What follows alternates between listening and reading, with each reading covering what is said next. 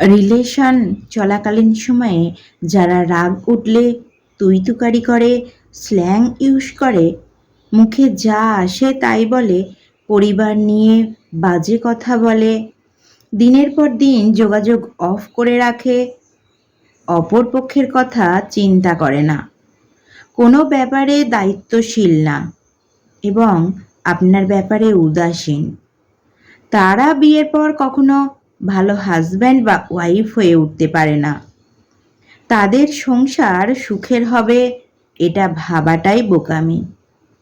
রিলেশনে থাকার সময় অনেকেই এগুলো ফেস করলেও তারা ভেবে নেয় বিয়ের পরে হয়তো ঠিক হয়ে যাবে, কিন্তু বিয়ের পর এগুলো কখনো ঠিক হয় না, বরং আরও বেড়ে যায়। অনেকেই আবার রাগ করে যা নয় তা বলে, যা নয় তা আচরণ প্রকাশ করে।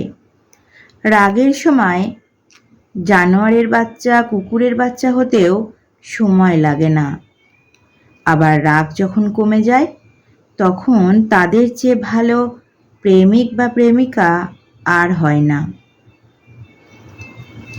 কিন্তু এটা একটা অসুস্থ সম্পর্কের লক্ষণ।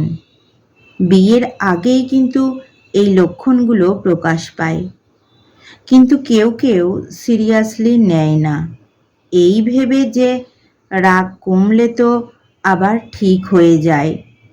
মানুষটা এমনিতে ভালো, যে সময়টা আপনাকে ইমপ্রেস করার সময়, সে সময়টাতেই যদি একটা মানুষ রাগের মাথায় আপনার পরিবার তুলে কথা বলে, আপনাকে বাজে ভাষায় কথা বলে, আপনাকে অসম্মান করে, তাহলে বিয়ের পর সেই মানুষটা আপনাকে কিভাবে ট্রিট করতে পারে সেটা বোঝার জন্য কিন্তু এত সময়ের দরকার হয় না। আর সেই মানুষটা এত ভালো কিভাবে হয়। তাই যারা প্রেম করে বিয়ে করে একটা হ্যাপি লাইফ লিড করতে চান, তারা আগে সঙ্গীর আচরণ ভালো করে অবজার্ভ করুন।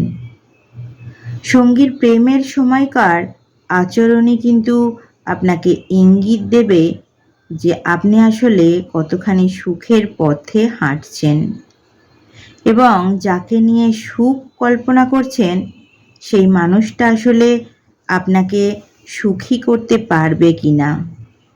তাই আগে যাচাই করুন আপনি একটা সুস্থ সম্পর্কে আছেন নাকি একটা অসুস্থ সম্পর্ককে ঘিরে সুখের স্বপ্ন দেখছেন। প্রেমের বিয়ে সুখের হয় না, এই কথাটা 100% ভুল। প্রেম তার জায়গাতেই আছে, প্রেম সুন্দর, কিন্তু আপনার সিলেকশন ভুল। মানুষটার স্বভাব এবং চারিত্রিক বৈশিষ্ট্য জানার পরে এবং ভুল মানুষ সিলেক্ট করার পরে প্রেমকে দোষারোপ করা তো অন্যায়, তাই নয় কি? কণ্ঠে কৃষ্ণা।